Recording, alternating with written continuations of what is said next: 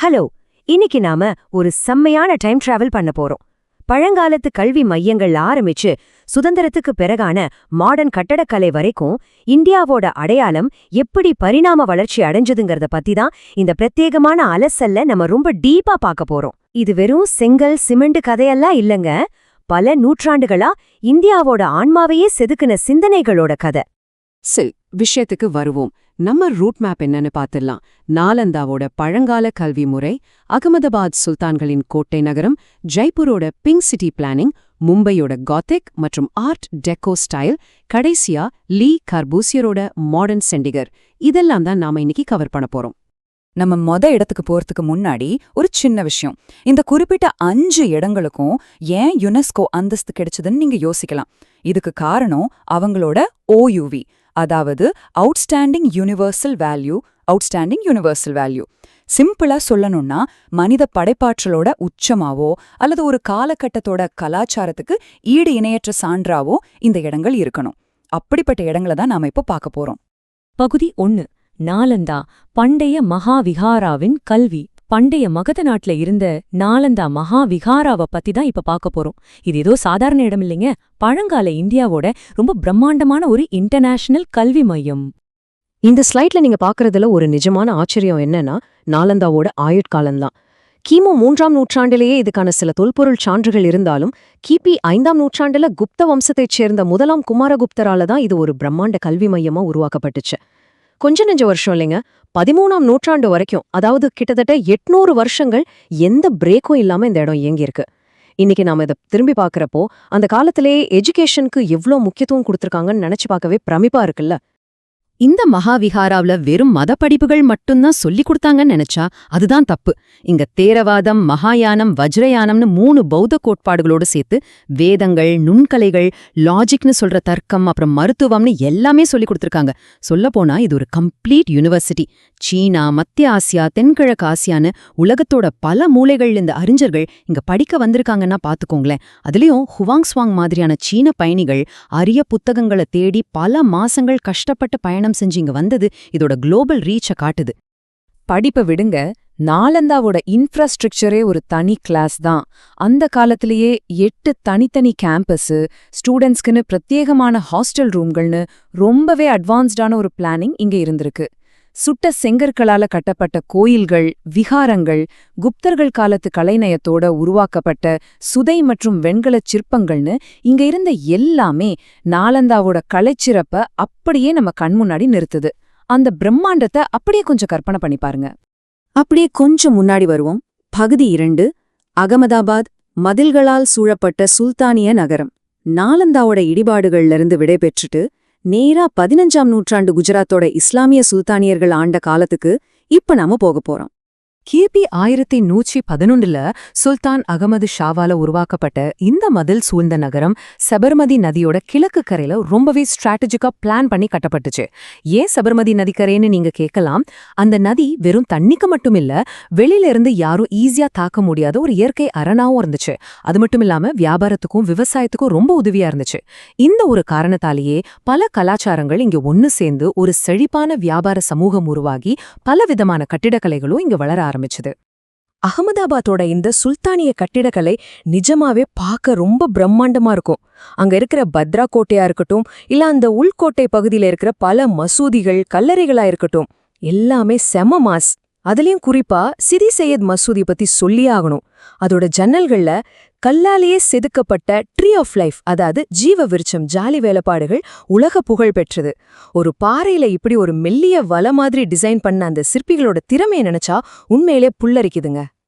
சரி, அப்படியே நம்ம டிராவலை கண்டினியூ பண்ணுவோம். பகுதி 3. ஜெய்ப்பூர், பிங்க் சிட்டியின் கிரிட் பிளான். 18ஆம் நூற்றாண்டு ராஜபுத்திரர்களோட ரொம்பவும் துல்லியமான சிட்டி பிளானிங்க பார்க்க ராஜஸ்தானுக்கு பயணிக்கலாம். இங்க இருக்கிற இந்த வாசகத்தை கொஞ்சம் கவனிங்க. ஜெய்ப்பூரை எப்படி டிசைன் பண்ணாங்கன்னா, வேத கட்டிடக்கலைய அடிப்படையா வச்சு ஒரு கிரிட் பிளான், அதாவது கட்டமைப்பு திட்டத்தின்படிதான் 1727ல மகாராஜா சவாய் ஜெய் சிங் II உருவாக்கின இந்த நகரம் வாஸ்து சாஸ்திரம் மற்றும் சிற்ப சாஸ்திர விதிகளின்படி அச்சு பிசகாம பிளான் பண்ணப்பட்டுச்சு. முழு நகரத்தையும் 6 செவ்வக கட்டங்களா பிரிச்சு அகலமான தெருக்கள் ஒன்னையொன்னு 90 டிகிரில வெட்டுற மாதிரி செட் பண்ணாங்க. பழங்கால இந்தியாவோட டவுன் பிளானிங்க்கு இந்த பிங்க் சிட்டி ஒரு அட்டகாசமான எக்ஸாம்பிள். இப்போ இந்த பிரம்மாண்டமான ஹவா மஹாலோட முகப்ப பாருங்க. ரெட் மற்றும் பிங்க் கலர் மணற்கற்களால கட்டப்பட்ட இந்த கட்டிடத்துல மொத்தம் 953 சின்ன சின்ன ஜன்னல்கள், அதாவது ஜரோக்காக்கள் இருக்கு. இது ஏதோ சும்மா அழகுக்காக மட்டும் இல்லைங்க. அரண்மனையில இருக்கிற அரச குடும்பத்து பெண்கள் வெளியில வீதியில நடக்கிறத தங்களை யாரும் பார்க்காத மாதிரி ரசிக்கிறதுக்காகவே கட்டப்பட்ட ஒரு மாஸ்டர் பீஸ் இது. அது மட்டுமா, வெஞ்சுரி எஃபெக்ட்ங்கிற சயின்ஸ் கான்செப்ட் படி வெளியில அடிக்கிற காத்த உள்ள இழுத்து அரண்மனையை எப்பவும் ஏசி போட்ட மாதிரி கூலா வச்சுக்க இது ரொம்பவே உதவியா இருந்திருக்கு. ஆனா ஜெய்ப்பூருங்கிறது வெறும் அழகான அரண்மனைகளுக்கான சிட்டி மட்டும் அல்ல, ராஜபுத்திரர்களோட சயின்ஸ் மூலைக்கும் இது ஒரு பெரிய சாட்சி. சவாய் ஜெய்சிங் 2 கட்டின ஜந்தர் மந்தர் 18ஆம் நூற்றாண்டோட மிக முக்கியமான ஒரு வானியல் கண்காணிப்பகம். மாடர்ன் டெலஸ்கோப் இல்லாத அந்த காலத்திலேயே வெறும் கண்களால நட்சத்திரங்களையும் கோள்களையும் கணிக்கிறதுக்காக சுமார் 20 பெரிய கருவிகளை இங்க செட் பண்ணிருக்காங்க. அதில் இருக்கிற சாம்ராட் யந்த்ராங்கிற பிரம்மாண்டமான சூரிய கடிகாரம் லோக்கல் டைமை 2 செகண்ட்ஸ் அக்யூரசியோட காட்டுன்னு நம்ப முடியுதா? பண்டைய இந்தியாவோட அறிவியல் எந்த அளவுக்கு அட்வான்ஸ்டா இருந்துச்சுன்னு இது ஒன்னே சொல்லுது. இப்போ நாம ராஜபுத்திரர் காலத்திலிருந்து அப்படியே காலனியாதிக்க காலத்துக்கு தாவ போறோம். பகுதி 4, மும்பை, கோத்திக் மற்றும் ஆர்ட் டெக்கோ கட்டிடக்கலைகளின் சங்கமம்.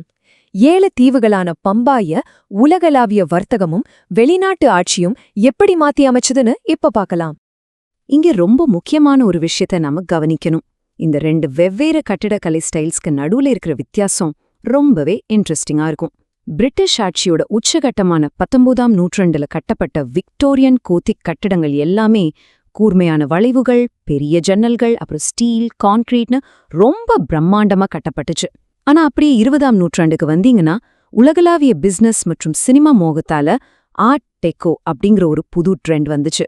மும்பையோட ஓவல் மைதானத்தை சுத்தி இருக்கிற இந்த பிரைவேட் கட்டிடங்கள் அப்போதைய புதிய பணக்காரர்களோட மாடர்ன் டேஸ்டையும் உலகத்தோட டிசைன் ட்ரெண்ட் எப்படி மாறுச்சுங்கிறதையும் அப்பட்டமா காட்டுது. விக்டோரியன் கோத்திக் ஸ்டைலுக்கு ஒரு பர்ஃபெக்டான எக்ஸாம்பிள்னா அது இந்த சத்ரபதி சிவாஜி டெர்மினஸ் தான். முன்னாடி இதை விக்டோரியா டெர்மினஸ்னு சொல்லுவாங்க. 19ஆம் நூற்றாண்டோட கடைசியில ஃப்ரெட்ரிக் வில்லியம் ஸ்டீவன்ஸ் என்பவரால இது டிசைன் பண்ணப்பட்டுச்சு. இதோட அந்த கூர்மையான வளைவுகள், மிருகங்கள் வடிவத்தில் இருக்கிற நீர் வழியும் குழாய்கள், கலர் கண்ணாடி ஜன்னல்கள் எல்லாமே பக்கா கோதிக் ஸ்டைல். ஆனா அதுல இருக்கிற மரச்சிற்பங்கள், குவிமாடங்கள் எல்லாமே நம்ம இந்திய அரண்மனைகளோட டிசைன். இந்த 2 ஸ்டைலும் சேர்ந்த ஒரு சூப்பரான காம்போவை தான் இண்டோ கோத்திக்னு நாம சொல்றோம். உங்களுக்கு ஒரு சுவாரஸ்யமான தகவல் தெரியுமா? பம்பாய்ங்கிற பேரு எப்படி வந்துச்சுன்னு யோசிச்சிருக்கீங்களா? இந்த சிட்டியோட அசல் பெயரான பம்பாய் போர்ச்சுகீசியர்கள் வச்ச பேரு. போம் அப்படின்னா நல்லது, பே அப்படின்னா துறைமுகம், அதாவது நல்ல துறைமுகம்னு அர்த்தம். வர்த்தகம் ஒரு நகரத்தோட அடையாளத்தை எப்படிலாம் உருவாக்குதுன்னு பாருங்க. போர்ச்சுகீசியர்கள் ஆரம்பிச்சு பிரிட்டிஷ்காரர்கள் வரைக்கும் பல நூற்றாண்டுகளா நடந்த வர்த்தகம் இந்தியாவோட இந்த பிசினஸ் கேபிட்டல்ல எக்கச்சக்கமான கட்டிடக்கலை முத்திரைகளை பதிச்சிருக்கு. நம்ம பயணத்தோட கடைசி கட்டத்துக்கு வந்துட்டோம். பகுதி 5, லீ கார்பூசியர், நவீனத்துவ பார்வை. காலனி ஆதிக்கத்திலிருந்து சுதந்திரம் வாங்கியாச்சு. இனி அந்த பழைய அடையாளங்களை விட்டுட்டு மாடர்னா ஒரு புது இந்தியாவை உருவாக்கணுங்கிற தேடலைத்தான் நாம இங்க பார்க்க போறோம். இந்த ஸ்லைட்ல வெறும் 17ங்கிற நம்பர் மட்டும்தான் இருக்கு. இது எதை குறிக்குதுன்னு கெஸ் பண்ண முடியுதா? இது இந்தியாக்குள்ள மட்டும் இருக்கிற ஒரு யுனெஸ்கோ தளம் கிடையாது. பிராங்கோ ஸ்விஸ் கட்டிடக்கலைஞரான லீ கார்பூசியர் வடிவமைச்ச 17 வெவ்வேறு படைப்புகளை உள்ளடக்கிய ஒரு நாடு கடந்த, அதாவது டிரான்ஸ்நேஷனல் உலக பாரம்பரிய தளம். இந்த 17 படைப்புகளும் Argentina, Belgium, France, Germany, Switzerland, Japan, அப்புறம் நம்ம இந்தியான்னு மொத்தம் 7 நாடுகள்ல பரவியிருக்கு. ஆனா இந்தியா ஏன் லீ கார்பூசியரை செலக்ட் பண்ணாங்க? சுதந்திரத்துக்கு அப்புறம் இந்தியாவின் முதல் பிரதமர் ஜவஹர்லால் நேருவுக்கு ஒரு கனவு இருந்துச்சு. அதாவது பழைய பழக்க வழக்கங்கள்லே சிக்கிக்காம வருங்காலத்துக்கான நம்பிக்கையை கொடுக்கற மாதிரி ஒரு புது சிட்டியை உருவாக்கணும்னு நினைச்சாரு. அதுக்காக தான் சண்டிகர் சிட்டியை டிசைன் பண்ண லீ கார்பூசியர் உள்ள வந்தாரு. உலகத்தோட மாடர்ன் கட்டிடக்கலை இயக்கத்துக்கு இந்தியா கொடுத்த ஒரு மிகப்பெரிய கான்ட்ரிபியூஷன் தான் இது. இந்த மாடர்ன் கட்டிடக்கலை இதுக்கு முன்னாடி நம்ம பார்த்தா பழைய ஸ்டைல்கள்ல இருந்து அப்படியே தலைக்கீழ இருந்துச்சு. முகலாயர்கள், ராஜபுத்திரர்கள், விக்டோரியன் காலங்கள்ல இருந்து அந்த அதிகப்படியான டெக்கரேஷன்ஸ் எல்லாத்தையும் அது டோட்டலா ஒதுக்கிருச்சு. அதுக்கு பதிலா எந்த அலங்காரமும் இல்லாத ரொம்ப சிம்பிளான கான்கிரீட் சுவர்களை கொண்டு வந்தாங்க. அழகுங்கிறத தாண்டி இது எவ்வளோ யூஸ்ஃபுல்லா இருக்கு, இதோட சயின்டிஃபிக் டிசைன் என்ன, இதுக்கு தான் அவங்க அதிக முக்கியத்துவம் கொடுத்தாங்க. எந்த ஒரு ஆடம்பரமும் இல்லாத இந்த கான்கிரீட் சிம்பிளிசிட்டி புதுசா முற்போக்கா வளர நினைச்ச நம்ம இந்தியாவிற்கு ரொம்பவே பொருத்தமா அமைஞ்சது. பழங்கால நாலந்தா மகாவிஹாராவோட சிங்கிள் இடிபாடுகள்ல ஆரம்பிச்சு லீ கார்பூசியரோட மாடர்ன் கான்கிரீட் பில்டிங்ஸ் வரைக்கும் இந்தியாவோட ஒரு பிரம்மாண்டமான டைம் டிராவல நாம இன்னைக்கு முடிச்சிருக்கோம். இப்போ இந்த அலசல ஒரு முக்கியமான கேள்வியோட நான் முடிக்க விரும்புறேன். பழங்காலத்து இடிபாடுகள்ல இருந்து மாடர்ன் கான்கிரீட் வரைக்கும் எந்த காலகட்டத்தோட கட்டிடக்கலை நமது வருங்கால நகரங்களை உருவாக்க இன்ஸ்பிரேஷனா இருக்க போகுதுன்னு நீங்க நினைக்கிறீங்க? கொஞ்சம் யோசிச்சு பாருங்க. ஏன்னா நம்ம கடந்த காலம் தான் நம்ம எதிர்காலத்துக்கான பெஸ்ட் கைடு. இந்த எக்ஸ்பிளைனர் உங்களுக்கு பிடிச்சிருக்கும்னு நம்புறேன். மீண்டும் ஒரு சுவாரஸ்யமான பதிவில் சந்திப்போம். நன்றி.